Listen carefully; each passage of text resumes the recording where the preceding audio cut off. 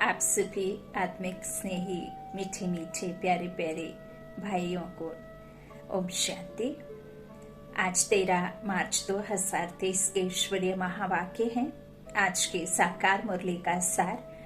बाबा ने कहा, मीठे बच्चे, याद में रहते रहते यह कलयुगी रात पूरी हो जाएगी। तुम बाप के पास चले जाएंगे, फिर आएंगे दिन में। यह भी वंडरफुल यात्रा है। दिन बाबा ने कहा है सतयुग को, सुख की दुनिया को। तो यह भी वंडरफुल यात्रा है जो अभी हम मन बुद्धि से कर रहे हैं। और यह कलयुगी रात बाबा कहते हैं यूं ही याद में रहते रहते पूरी हो जाएगी। प्रश्न है, तुम बच्चों को स्वर्ग में जाने की इच्छा क्यों है? उत्तर, क्योंकि तुम जानते हो जब हम स्वर्ग में जाएं तब बाकी सब आत्माओं का कल्याण हो, सब अपने शांति धाम घर में जा सके। तुम्हें कोई स्वर्ग में जाने का लोभ नहीं है, लेकिन तुम स्वर्ग की स्थापना कर रहे हो, इतनी मेहनत करते हो तो जरूर उस स्वर्ग के मालिक भी बनेंगे। बाकी तुम्हें कोई दूसरी इच्छा नहीं है। मनुष्यों को तो इच्छा रहती है हमें भगवान का साक्षात्कार हो, लेकिन वह तो तुम्हें स्वयं पढ़ा रहे हैं। गीत है रात की राही। ओम शांति। रात के राही का अर्थ तो बच्चे नंबरवार पुरुषार्थ अनुसार जानते होंगे। अगर बच्चों का स्वदर्शन चक्र फिरता रहता है, स्मृति में रहती है, तो वह समझ सकेंगे कि बरोबर हम दिन अर्थात स्वर्ग के कितना नजदीक पहुंचे हैं। बच्चों को समझाया है यह बेहद का दिन और रात है। ब्रह्मा की बेहद की रात कहा जाता है। शास्त्रों में कितना अच्छा नाम लिखा हुआ है। ऐसे नहीं कहा जाएगा कि लक्ष्मी नारायण की भी रात होगी, नहीं, ब्रह्मा का दिन ब्रह्मा की रात कहा जाता है। लक्ष्मी नारायण तो वहां राज्य करते थे, फिर जरूर सृष्टि चक्र को फिरना है। लक्ष्मी नारायण का राज्य फिर सतयुग में आना है। सतयुग के बाद त्रेता, द्वापर, कलयुग जरूर आना है। तो जरूर सतयुग में फिर वही राजा होना चाहिए। ज्ञान, बाबा कहते हैं यह ज्ञान सिर्फ शिव बाबा ही ब्रह्मा द्वारा तुम बच्चों को देते हैं, इसलिए तुमको ही यह सृष्टि चक्र का ज्ञान है, देवताओं को नहीं है। तुम ब्राह्मणों की बुद्धि में यह चक्र फिरता है, इसलिए नाम रखा है ब्रह्मा और ब्रह्मा कुमार कुमारियों की रात। अभी तुम चल रहे हो दिन तरफ। सतयुग को दिन, कलयुग को रात कहा जाता है। तुम बच्चे जानते हो हमारी यह यात्रा कलयुग के अंत और सतयुग आदि के संगम पर ही होती है। जब हम निर्विकारी 16 कला संपूर्ण रहते हैं तो विकारों से मुक्त रहते हैं, तो हमारे पास में 100 सुख होते हैं, जिसे ही फिर सतयुग कहते हैं। और कलयुग में विकारी होने की वजह से 100 दुख हैं, तो इसे काली रात कहते हैं, कलयुग की रात कहते हैं। तो इस तरह बाप समझाते हैं कि तुम बच्चे जानते हो हमारी यह यात्रा कलयुग के अंत और सतयुग आदि के संगम पर ही होती है। तुम बैठे कलयुग में हो, तुम्हारी बुद्धि वहां है। आत्मा को समझना है, हमको यह शरीर छोड़कर बाप के पास जाना है। शरीर तो अंत में छोड़ेंगे जब मंजिल पूरी होगी। हाँ? बाबा कहते हैं मंजिल पूरी होने से पहले कैसे छूटे, अर्थात बाप योग सिखाना बंद करेंगे। यह ज्ञान बाबा कहते हैं जब खत्म हो जाएगा। अभी तो यूं पहले भी कहा कि जैसे मंदिरों में एक अंदर बड़ा नंदी और एक बाहर में छोटा नंदी दिखाते हैं, तो यहाँ बाबा ने उसका यथार्थ अर्थ समझाया है कि जब ब्रह्मा बाबा जो रथ है वो अव्यक्त हो जाते, तब फिर छोटा रथ दिखाया है। तो छोटा नंदी जिससे फिर मनमोहनी दादी के तन में अव्यक्त बाप दादा आया करते थे, अब वो दोनों रथ जा चुके हैं, अव्यक्त हो गए हैं। तो बाबा कहते हैं कि अब तीसरा रथ मैं नहीं लेता। यूं तो ज्ञान पूरा हो गया है, लेकिन जो बाकी बचा है वह जो बहनें जो भाई ट्रांस में जाते हैं, तो फिर अब सेवा ऊपर से हो रही है। बाबा ज्ञान ऊपर से देते हैं और लेकिन अभी कोई तीसरा रथ लेने का है ही नहीं ड्रामा में पार्ट, नहीं तो फिर वो मंदिर में जो बैठे हैं छोटे और बड़े नंदी वो भी झूठा साबित हो जाए। तो इसलिए बाबा कहते हैं, यूं तो अभी राजयोग बाबा सिखाते हैं, पढ़ाई का अंत जब होगा, बाबा कहते मंजिल जब पूरी होगी जब आप योग सिखाना बंद करेंगे, पढ़ाई का अंत होगा, तब तक बाप सिखाते पढ़ाते रहते हैं। कहते हैं ना, श्वास श्वास जब तक आपके तन में प्राण है, जब तक ये अंतिम समय है, तब तक यह पढ़ाई छोड़ना नहीं है। बच्चे बाप की याद में रहते हैं, ऐसी याद में रहते रहते रात पूरी हो जाएगी और तुम बाप के पास चले जाएंगे, फिर तुम आएंगे दिन में। यह है तुम्हारी वंडरफुल यात्रा। बाप दिन स्थापन करते हैं तुम ब्रह्मा कुमार कुमारियों के लिए। अब दिन अर्थात सतयुग आ रहा है, अभी तुम कलयुग रात में बैठे हो, निरंतर बाप को याद करते रहो। बाप ने समझाया है सभी को मरना है जरूर। मनुष्य पूछते हैं कब मरना है, कब विनाश होगा। अब दिव्य दृष्टि से विनाश का साक्षात्कार किया हुआ है, फिर इन आंखों से देखना जरूर है, और स्थापना जिसका साक्षात्कार करते हैं वह भी इन आंखों से देखना है। बाबा कहते हैं जो विनाश का साक्षात्कार कराया ना, किया हुआ है, वो इन स्थूल नेत्रों से भी देखेंगे जरूर। और देख ही रहे हैं अभी सराउंडिंग चारों तरफ कैसे, जो कौरव पांडव और यादव का बाबा ने बताया है राज, तो कैसे बेहद में यह ड्रामा अभी चल रहा है, कैसे महाभारत की लड़ाई लगी हुई है ना। तो इन आंखों से तो वो देखना जरूर है, बाबा कहते हैं। और फिर जो साक्षात्कार जिसका स्थापना हो रही है, वह भी बाबा कहते हैं इन आंखों से देखना है। मुख्य जिस ब्रह्मा का दिन और रात गाया हुआ है, उनको ही स्थापना और विनाश का साक्षात्कार हुआ है। एक बार जब बाबा वाराणसी में बैठे थे, तब बाबा को यह सब साक्षात्कार ईश्वर ने कराया ना, कैसे विनाश और कैसे स्थापना होगी, है ना। और कैसे बाबा को फिर वो नई दुनिया दिखाई, तो बाबा कितने खुश हो गए, है ना। तो बाबा कहते हैं इस तरह से विनाश का साक्षात्कार ब्रह्मा को हुआ। और इसी तरह से तो जो दिव्य दृष्टि से देखा है वह प्रैक्टिकल जरूर होगा। भक्ति मार्ग में जो कुछ साक्षात्कार होता है वह दिव्य दृष्टि से देखते हैं। तुम भी दिव्य दृष्टि से देखते हो, तुमको किसी चीज की इच्छा नहीं रहती है। सन्यासी लोगों को इच्छा रहती है परमपिता परमात्मा को देखने की। यहाँ तुम बच्चों को तो परमपिता परमात्मा खुद बैठ पढ़ाते हैं। साकार में आकर के हम बच्चों की पालना कर रहे हैं, है ना। प्रैक्टिकल में रिश्ता जोड़ा है बाबा ने हमसे। तो बाबा कहते हैं देखो तुम कितने खुशनसीब बच्चे हो, कितने भाग्यशाली बच्चे हो जो भगवान ने तुमको चुना और भगवान के बन गए, है ना। तो वैसे ही भगवान के बन गए तो भाग्यशाली हो गए कि नहीं भगवान के बच्चे। तो यह खुशी का नशा सदा चढ़ा रहना चाहिए। तो बाबा कहते हैं तुमको इच्छा है स्वर्ग में जाने की। बच्चे जानते हैं कि हम स्वर्ग में जाएंगे तो सभी का कल्याण होगा। अभी तुम बच्चे जानते हो बेहद का बाप जो मनुष्य सृष्टि का रचयिता बीज रूप है, वो झाड़ के आदि मध्य अंत को जानते हैं। हम उस बाप को और उनके वर्षे को जानते हैं, जैसे वह झाड़ होते हैं। जानते हैं अब आम का झाड़ है, बीज बोने से पहले 2-4 पत्ते निकलते हैं, फिर झाड़ बड़ा हो जाता है तो वह है जड़ बीज। और यह बाप है मनुष्य सृष्टि का चैतन्य बीज रूप, उसे ही नॉलेजफुल कहा जाता है।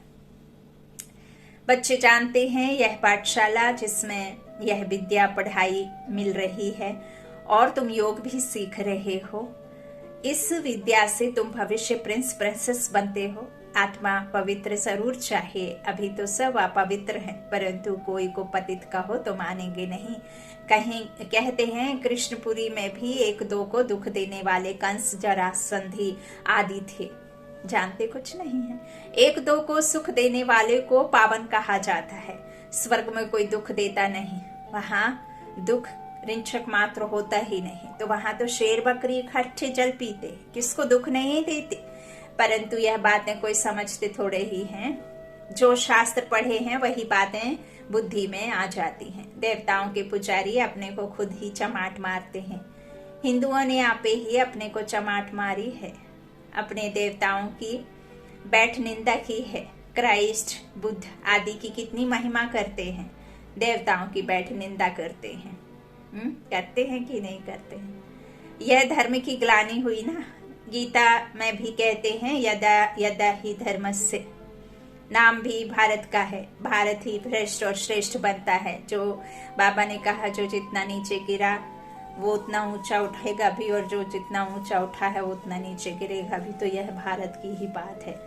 श्रेष्ठ थे लक्ष्मी नारायण। भ्रष्ट मनुष्य श्रेष्ठ को माथा टेकते हैं, मंदिरों में जाकर के टेकते हैं ना। तो सन्यासी भी पवित्र रहते हैं, परंतु भगवान को जानते नहीं, अपने को ही भगवान कह देते हैं। बाकी दूसरे जो भी गुरु आदि हैं, पतित हैं, विकार में भी जाते हैं। पतित कहा जाता है विकारी को।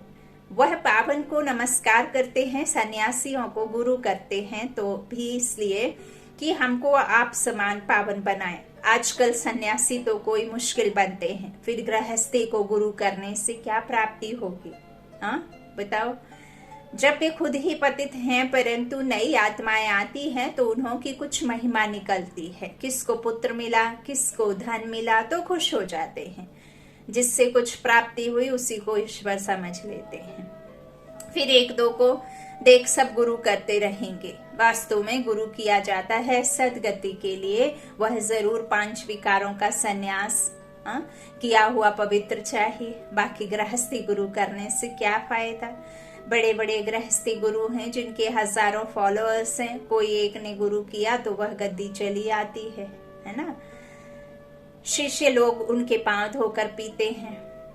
आप कभी पहले थोड़ा सा अपनी बुद्धि को ले जाते हैं तो अपने माता पिता के बिना आशीर्वाद के घर से कोई जाया नहीं करता था। उनका सर पर हाथ, यही एहसास उनको सफल बनाता था।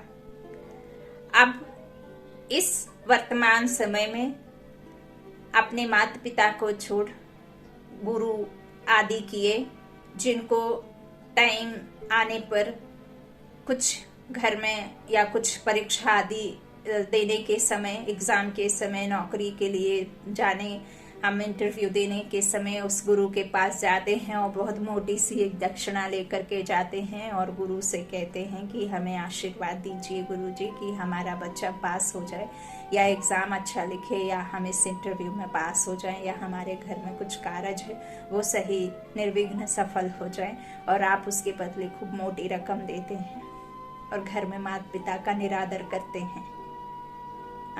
उनके पैर छूकर आशीर्वाद लेना तो दूर है, जो दिल से दुआ, दिल से आशीर्वाद किया करते थे, उनका आशीर्वाद तो दूर दूर की बात है, उनको अनाथ आश्रम में छोड़ दिया जाता है।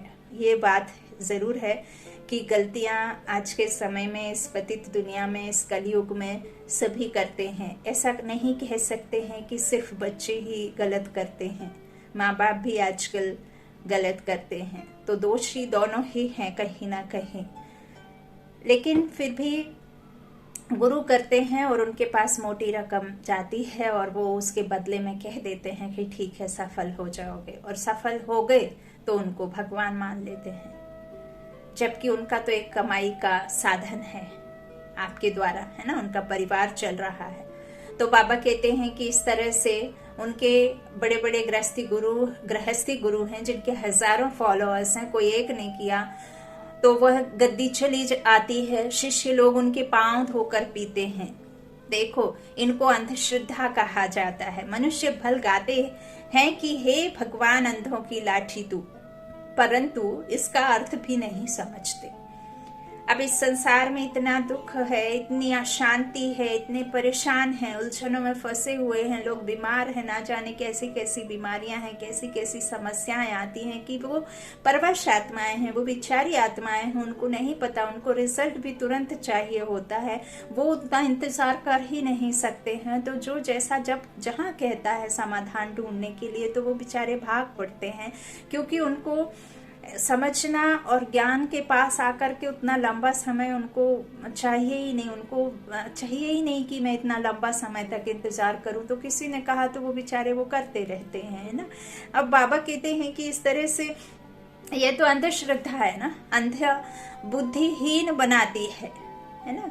तो गाते हैं कि हे भगवान तुम अंधों की लाठी बनो, लेकिन इसका अर्थ नहीं समझते हैं, तो बुद्धिहीन बनाते जाती है और नीचे उतरते जाते हैं। माया रावण सब पत्थर बुद्धि बन जाते हैं। इसलिए बाप कहते हैं यह जो भी शास्त्र आदि हैं इन सब का सार मैं आकर सुनाता हूँ। नारद का मिसाल देते हैं, उनको कहा तुम अपनी शक्ल तो देखो, लक्ष्मी को वरने लायक हो। लक्ष्मी तो स्वर्ग में होगी, और लक्ष्मी को कौन वरेगा? जो स्वराज्य अधिकारी बनेगा। अब स्वराज्य अधिकारी क्या है? राज्य अर्थात खुद की कर्मेंद्रियों को पूरी तरह से अपने वश में कर लेना। स्व पर राज्य प्राप्त करोगे तब तो लक्ष्मी को वरेगा। अब कौन वरेगा लक्ष्मी को? ये आत्मा लक्ष्मी बनती है। नर से नारायण और नारी से लक्ष्मी बनती है। तो स्व पर अधिकार प्राप्त कर लेना अर्थात वही लक्ष्मी को वरेगा, अर्थात इस आत्मा को, ये पुरुष आत्मा फिर लक्ष्मी को वरने लायक। तो बाबा कहते लक्ष्मी तो स्वर्ग में होगी। अभी तुम जानते हो हमें पुरुषार्थ का भविष्य लक्ष्मी को व नारायण को वरना है। तो यह भी यहाँ की बात है। शक्ल मनुष्य की है, सीरत बंदर की है। बाप कहते हैं अपनी शक्ल तो देखो।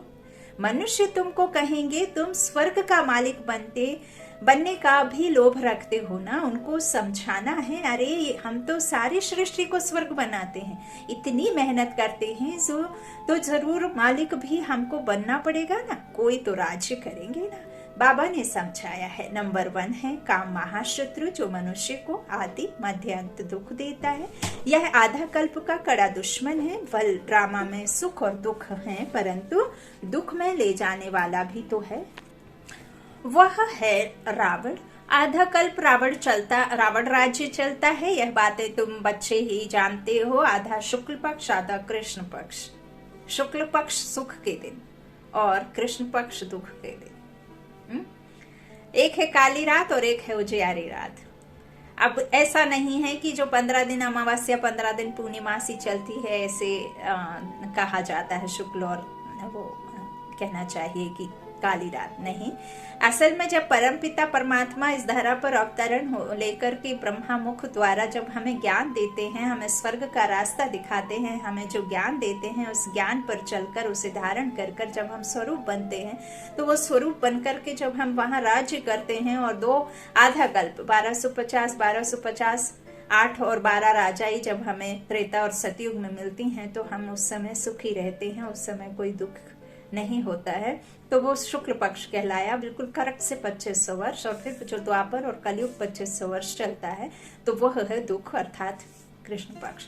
तो बाबा इस तरह से समझाते हैं जैसे पूरा 6-6 घंटे का बांटा हुआ है ना, 6 घंटे सुबह, 6 घंटे दोपहर, 6 घंटे शाम और 6 घंटे रात, है ना। तो ऐसे 4 बिल्कुल इक्वल खंड है। ऐसे ही जो स्वास्तिक है वो भी बिल्कुल इक्वल बनाए हुए हैं युग, है ना। सतयुग, त्रेता, द्वापर और कलयुग बराबर। फिर छोटा सा बिल्कुल घड़ी जब ऐसे 12 एक 6 पे काटा होता है, तो 6 के पहले 12 और इसमें इतना सा जो रह जाता है घड़ी के कांटे, तो उससे फिर बाबा ने क्या कहा है, संगम युग कहा है, बहुत छोटा सा 100 वर्षों का। तो संगम युग बाबा ने कहा है जिसमें आपको चढ़ती कला, है ना, धर्मायु कमायु पूरे कल्प के लिए आपको इस पढ़ाई से ही सुख दुख का अपने लिए चुनाव करना है कि आप किसको प्राप्त कर पाते हैं पुरुषार्थ के द्वारा। तो यह सब बुद्धि से समझने की बातें हैं, धारण करने की बातें हैं, और उस ईश्वर को जानने की बातें हैं, आत्मा को समझने की बातें हैं।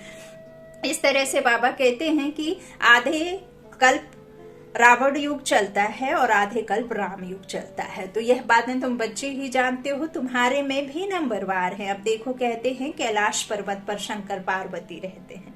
प्रेसिडेंट आदि भी अमरनाथ कैलाश पर्वत पर जाते हैं, परंतु इतना भी समझते नहीं कि वहां शंकर पार्वती कहाँ से आए। क्या पार्वती दुर्गति में थी तो उनको बैठ कथा सुनाई? सूक्ष्म वतन में तो दुर्गति का प्रश्न ही नहीं। वहां हम आपके जैसे कोई दुनिया नहीं है। कितना दूर दूर जाकर मनुष्य धक्के खाते हैं। यह है भक्ति मार्ग। दुख तो मनुष्यों को पाना ही है। प्राप्ति है अल्पकाल की।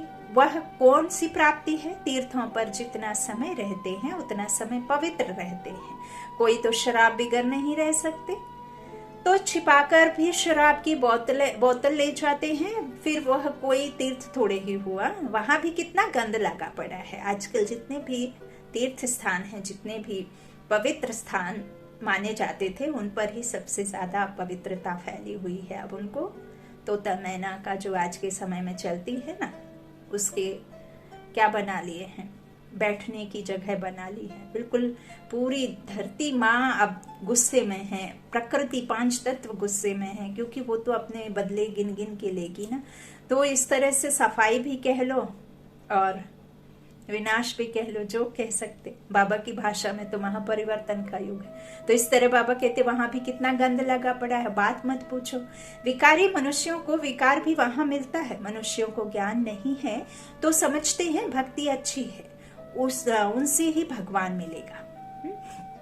कृष्ण की 108 पटरानियां आजकल आधुनिक रामायण महाभारत में दिखाते हैं, कैसे शिव और पार्वती, शिव पुराण दिखाते हैं या शिव की कोई कथा दिखाते हैं, तो उसमें शिव और पार्वती घंटों घंटों रोमांस में रहते हैं। तो ये सब आप समझ सकते हैं कि कैसा पैसे कमाई का एक साधन बना दिया है, लोगों को अट्रैक्शन करने के उसमें, और बस और पूरे में और फैल रहा है विकार, है ना।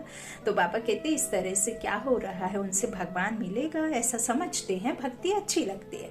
आधा कल्प भक्ति के धक्के खाने पड़ते हैं, आधा कल्प के बाद जब भक्ति पूरी होती है तो फिर भगवान आते हैं। बाबा को तरस पड़ता है, ऐसे नहीं कि भक्ति से भगवान को पाते हैं। भक्ति से भगवान को नहीं पाते हैं, भगवान को तरस पड़ता है भक्तों पर, तब भगवान आते हैं। ऐसा होता तो फिर भगवान को पुकारते क्यों, याद क्यों करते, भगवान कब मिलता है यह समझते नहीं है। भक्ति से श्री कृष्ण का साक्षात्कार हुआ तो बस समझते उनको भगवान मिल गया, बैकुंठवासी हुआ, श्री कृष्ण का दर्शन हुआ, बस चला गया श्री कृष्णपुरी। परंतु जाता कोई नहीं है। आज मीरा हो चाहे साईं हो चाहे कोई भी हो, यहाँ ही इस दुनिया में ही, यहाँ कहीं ही कोई न कई जगह पर किसी न किसी माता पिता, शरीर रूपी माता पिता के साथ में रह रहे होंगे। तो कोई भी कहीं जाता ही नहीं जब तक ड्रामा पूरा नहीं होता। बाबा कहते हैं तो भक्ति मार्ग में अंधश्रद्धा बहुत है। तुम बच्चे अभी समझ गए हो, बाप साधारण तन में आते हैं जब, तब तो गाली खाते हैं, नहीं तो भला किस तन में आए। श्री कृष्ण के तन में तो गाली खा ना सके, क्योंकि वो तो सतयुग का सतो प्रधान प्रिंस है। परंतु श्री कृष्ण पतित दुनिया में पावन बनाने आए, यह हो नहीं सकता। श्री कृष्ण को पतित पावन कहते भी नहीं है।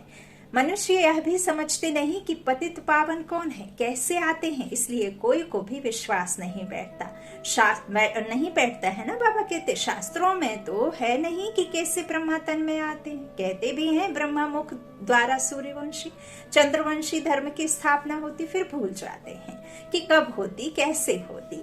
प्रजापिता ब्रह्मा तो जरूर यहाँ कल्प की संगम पर होना चाहिए, तब तो ब्राह्मणों की नई सृष्टि रची जाए। मनुष्य बहुत मूंझे हुए हैं, उनको रास्ता बताना है। बाप कितनी भारी सर्विस आकर करते हैं, पूरे संसार का कचरा को खत्म करते हैं। हाँ, तो तुम समझते हो हम 5 विकारों से एकदम बंदर से भी बदतर होते गए हैं।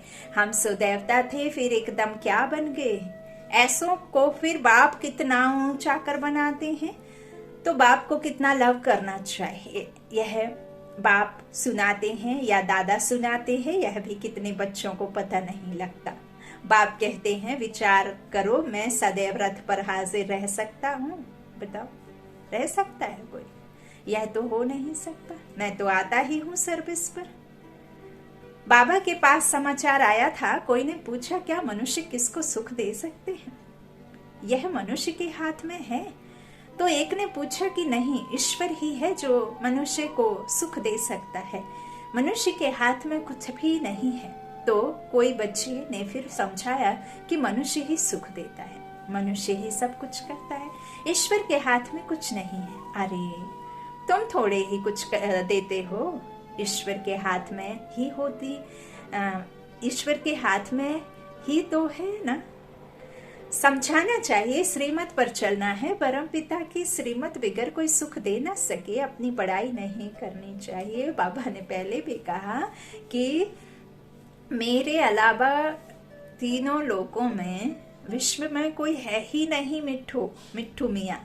तो अपने मुंह मिट्ठू मियाँ मत बनो, क्योंकि मेरे से ज्यादा मीठा कोई नहीं है और मेरे से ज्यादा शक्तिशाली कोई नहीं है, मेरे से ज्यादा सर्वसमर्थ कोई नहीं है। मैं क्योंकि सृष्टि रचता हूँ, मैं उस संसार में बैठा हूँ जिस संसार से ऊंचाई किसी संसार की नहीं है, और तुम सब नीचे बैठे हो, तो मैं उस ऊंचाई से देख सकता हूँ। तुम्हारी नहीं है औकात कि तुम उस संसार को देख सको, है ना। तो इस तरह से मेरे अलावा यह कोई कर ही नहीं सकता, सुख मेरे अलावा कोई दे ही नहीं सकता। बाबा कहते हैं परम पिता परमात्मा की श्रीमत पर चलना है, वह कहते हैं ईश्वर के हाथ में है ना।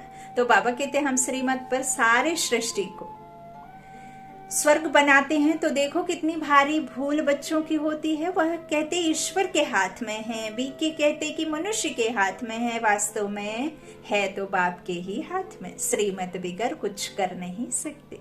मनुष्य बिल्कुल बर्थ नाटा पैनी बन जाते हैं। बाप कहते हैं रावण मनुष्य को पत्थर बुद्धि बना देते हैं, मैं आकर तुमको पारस बुद्धि बनाता हूँ। एक है पत्थर बुद्धि बनाने वाला पत्थरनाथ, और एक है पारस बुद्धि बनाने वाला पारसनाथ। एक है शिव, एक है रावण। महिमा सारी बाप की करनी चाहिए, करनी है। हम श्रीमत पर चल रहे हैं। ईश्वर बिगर मनुष्य को कोई श्रेष्ठ बना नहीं सकता। अच्छा, ब्रह्मा मुख वंशावली ब्राह्मण कुलभूषण स्वदर्शन चक्रधारी मीठे मीठे सिकीलधे बच्चों प्रति माता पिता बाप दादा का याद प्यार और गुड मॉर्निंग। रूहानी बाप की रूहानी बच्चों को नमस्ते।